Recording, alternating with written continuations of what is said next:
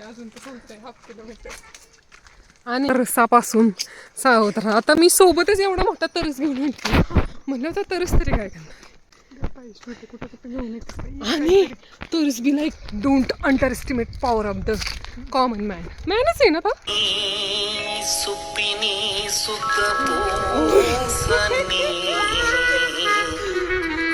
त्याच्या पुरुषत्वावर मी शंका घेतली.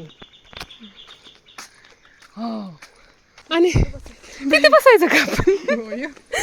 लाकडं बसायचं मला लाकडं.